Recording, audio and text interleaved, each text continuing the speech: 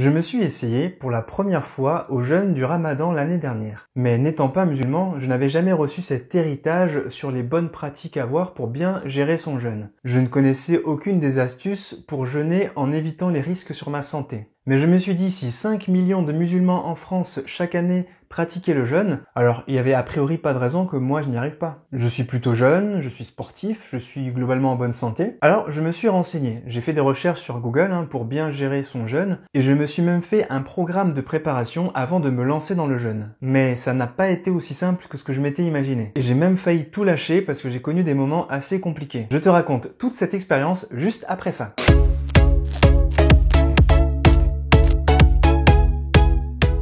Salut, c'est Christophe. Bienvenue pour cette nouvelle vidéo. Je suis très content de te retrouver, j'espère que tu vas bien. Depuis le 13 avril en France et normalement jusqu'au 13 mai, la période du Ramadan a commencé en France et de très nombreux musulmans pratiquent le jeûne pendant le Ramadan. Alors tu le sais, cette année c'est un peu particulier parce qu'avec le contexte du Covid, le Ramadan est complètement perturbé par rapport aux années précédentes et surtout on se pose pas mal de questions sur les risques de santé, notamment quand on parle de vaccination par exemple ou de rassemblement dans les lieux de culte. Aujourd'hui, tu l'auras compris, je vais te présenter mon expérience du jeûne pendant le Ramadan l'année dernière. Et à la fin de cette vidéo, je vais te donner 6 conseils pour jeûner en toute sécurité sans mettre ta santé en danger. Allez, c'est parti! Avant de faire le jeûne du Ramadan pour la première fois, je n'étais pas complètement novice. Ça faisait déjà plusieurs années que je pratiquais régulièrement, au moins une fois par mois, le jeûne détox. Et en gros, pendant mes jeûnes, je ne buvais que de l'eau pendant environ 36 heures. Depuis le dîner du mardi soir jusqu'au petit déjeuner du jeudi matin. Et du coup, la première grosse épreuve pour moi pendant ce jeûne du Ramadan, ça a été de passer plus de 16 heures par jour sans boire alors que je ne l'avais jamais fait jusque-là. Et par rapport à ça, les premiers jours ont été difficiles, j'avais la bouche pâteuse, la gorge sèche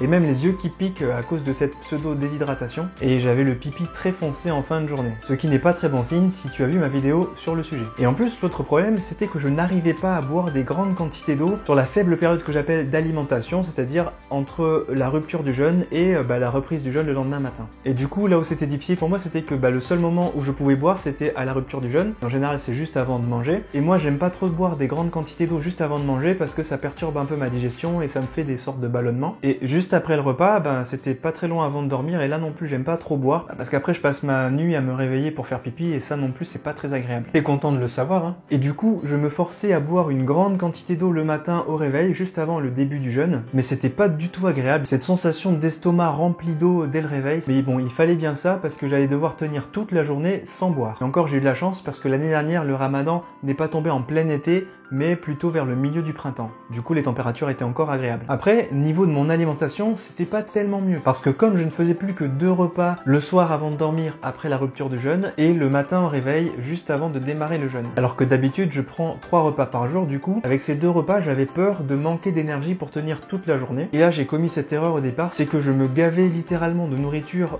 au moment de la rupture du jeûne, pour faire des réserves d'énergie et mieux tenir le lendemain. Et là, c'était le drame, parce qu'après une journée de jeûne, se gaver comme ça me faisait des maux de ventre atroces. J'avais l'estomac lourd et ça durait toute la soirée jusqu'au coucher. D'ailleurs, les douleurs persistaient tellement que ça m'empêchait de bien m'endormir et ça perturbait mon sommeil quasiment pendant toute la première partie de la nuit. Et du coup, la conséquence, c'est que je n'arrivais pas à bien me reposer. Mais au bout d'une semaine, tout s'était amélioré petit à petit. C'est comme si mon corps avait commencé à s'habituer. J'arrivais à mieux maîtriser mes quantités pendant le repas du soir et la journée, je me sentais carrément en super forme. Je me sentais même plus en forme qu'avant d'avoir commencé le jeûne parce que du coup, je n'avais plus ces coups de barre de début d'après-midi qui étaient liés à la digestion des repas trop copieux qui m'arrivaient de prendre le midi. Et là, du coup, j'ai commencé à prendre confiance. Je me suis dit, c'est cool, je me sens bien. Un peu trop confiance même, parce que c'est là que j'ai recommencé mon activité physique que j'avais un peu mis en pause depuis le début du jeûne. Et là, quelle erreur j'ai pas faite. Après une petite séance de HIIT à la maison, donc des petites séances de musculation au poids du corps, j'étais complètement cassé HS. J'avais des symptômes d'une grosse hypoglycémie, j'étais pas bien. J'avais la tête qui tourne, la vue qui s'assombrit, je me sentais vraiment très faible. Et là, j'ai failli craquer. Je me suis dit, il faut absolument que je mange un truc sucré pour faire remonter ma glycémie, sinon je ne me lèverai plus. Mais je vais te dévoiler un truc, je suis très têtu comme garçon, voire même orchidoclaste à mes heures, mais je ne voulais pas abandonner ce défi que je m'étais lancé, parce que je déteste abandonner un défi que je me suis lancé moi-même. Du coup, je me suis allongé dans le canapé, je suis resté super longtemps, je saurais même plus te dire combien de temps, j'étais là complètement naze et j'attendais que ça passait. Et comme par magie, au bout d'un certain temps, j'ai retrouvé la forme, merci à ma sécrétion de glucagon qui m'a permis de remonter remonter ma glycémie sans avoir besoin de manger ou boire quoi que ce soit. Du coup, autant te dire qu'après cette expérience, j'ai limité mon activité sportive, ou du moins j'ai réduit l'intensité de mes séances, mais je m'efforçais quand même de rester un minimum actif parce que mon corps avait besoin de bouger et que je me sentais pas de passer plus de 30 jours sans faire de sport. Au fur et à mesure, tout allait de mieux en mieux, enfin presque, parce que me lever tous les matins entre 4h et 5h du mat pour petit déjeuner et me coucher très tard le soir parce qu'il fallait que j'attende une certaine heure avant de commencer à manger, eh bien j'ai vite commencé à me sentir épuisé. Et la forme que j'avais commencé à ressentir la journée grâce au jeûne a commencé petit à petit à être rongée par ce manque de sommeil. Du coup, pour compenser ça, j'ai essayé de me recoucher après le petit déjeuner, j'ai essayé de caser des micro-siestes dans la journée, j'ai essayé de limiter mes dépenses énergétiques la journée, mais clairement, j'étais plus sûr de pouvoir tenir plusieurs semaines dans cet état-là. Je suis un gros dormeur, j'ai besoin de beaucoup de sommeil, et là ça commençait vraiment à être limite. Je commençais à me demander si c'était vraiment une bonne idée de m'être lancé dans ce jeûne. J'avais clairement peur que mon corps ne tienne pas le coup, et surtout, je m'inquiétais que j'allais devoir payer pour toutes ces restrictions que j'avais imposées à mon corps, et que je risquais de prendre cher une fois que le jeûne serait terminé. J'étais clairement prêt à arrêter. Je me disais que j'avais déjà tenu presque 2 semaines, et que c'était déjà bien. C'était déjà beaucoup plus que tous les jeûnes que j'avais fait jusque-là. Mais bon, t'as compris, n'oublie pas que je suis intransigeant avec moi-même quand il s'agit de challenges de ce type. Alors j'ai complètement repensé mon programme, quitte à bouleverser les règles, mais il fallait que je continue jusqu'au bout. Du coup, pour sauver mon sommeil, j'ai décidé de ne plus me lever le matin pour petit déjeuner avant le lever du soleil. Et à partir de cet instant, je n'ai plus pris qu'un seul repas par jour jusqu'à la fin du jeûne. En gros, j'avais transformé le jeûne du Ramadan en jeûne intermittent 23-1. C'est-à-dire que pendant 23 heures de la journée, je ne mangeais rien et je ne buvais rien, et j'avais réduit ma fenêtre d'alimentation à 1 heure pendant laquelle je m'autorisais à manger et à boire pour apporter à mon corps toute l'énergie dont il avait besoin pour tenir sur une journée. Et aussi bizarre que ça puisse paraître, j'ai assez rapidement retrouvé la forme que j'avais perdue à cause de ce manque de sommeil, et mon unique repas du soir était largement suffisant pour combler tous mes besoins énergétiques de la journée. Et tout ça sans avoir besoin de me gaver parce que j'avais bien réfléchi la qualité de mes repas et les apports énergétiques que je devais y intégrer. J'avais trouvé le bon équilibre, et en plus je m'efforçais de manger de plus en plus sain, justement pour optimiser la qualité globale et l'équilibre de mon repas du soir. C'était surtout pour éviter les pics d'insuline, les maux de ventre et tous les désagréments que peut avoir un repas trop copieux. Je ne voulais absolument plus retrouver les sensations désagréables que j'avais connues pendant les premiers jours. Et surtout, du coup, tout ça, ça m'a aidé à comprendre le fonctionnement de mon corps. J'ai fini par savoir assez finement quels étaient mes besoins, et surtout, j'avais compris que toutes les craintes que j'avais au début, mais n'étaient pas du tout fondées, que j'avais pas du tout besoin de me gaver pour compenser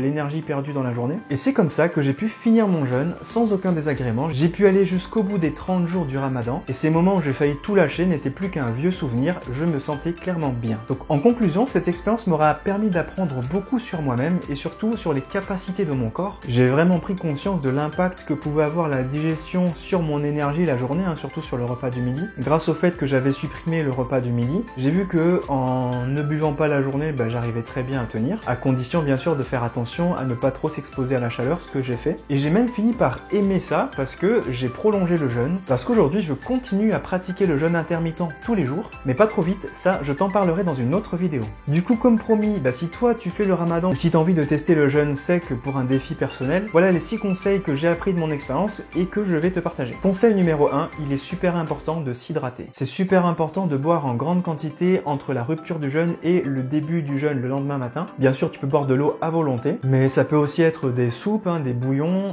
le café ou le thé, plutôt le matin pour éviter de perturber ton sommeil. Ça peut aussi être des infusions, des tisanes. Par contre, tu devrais boire avec modération les boissons sucrées type soda, même jus de fruits, parce que ces boissons sont super sucrées et ça risque de te faire des pics d'insuline. C'est jamais très agréable, surtout en sortie de jeûne, d'imposer ça à ton corps. Et surtout, si tes repas sont bien pensés et que tu gères bien la portion de glucides de tes repas, tu n'as absolument pas besoin de ces boissons gavées de sucre, soi-disant pour faire le plein d'énergie. Alors, conseil numéro 2, il faut maintenir une alimentation saine. En effet, quand tu jeûnes, il vaut mieux privilégier une alimentation saine lors de la rupture du jeûne et éviter de te jeter sur toutes ces pâtisseries ultra sucrées et n'importe quelle autre sucrerie, parce que même pris en grande quantité, ces aliments ne combleront pas ta faim et tes vrais besoins parce que ces calories sont souvent dites vides, c'est-à-dire qu'il manque cruellement de vitamines, de minéraux et d'oligo-éléments. Donc il faut bien s'hydrater, donc comme je disais avant, il faut faire le plein de vitamines grâce aux fruits, aux légumes, qu'ils soient crus ou cuits. On fait aussi le plein de glucides grâce au pain, à la semoule, aux céréales. Bien sûr, on consomme un max de protéines, que ce soit des œufs, de la viande, du poisson, et un max max de fibres à travers les légumes, le pain complet, les flocons d'avoine, les fruits avec la peau, tout ça pour fournir à ton organisme de quoi tenir toute une journée sans manger. Et en plus, ça limite les risques de constipation qui sont très fréquents quand on pratique le jeûne sec. Donc tu as compris, l'idée c'est d'éviter les repas trop copieux, parce que déjà ça vient perturber ton organisme et ta digestion, et ça a tendance à favoriser les troubles du sommeil, donc ça t'empêche de te reposer efficacement. Conseil numéro 3,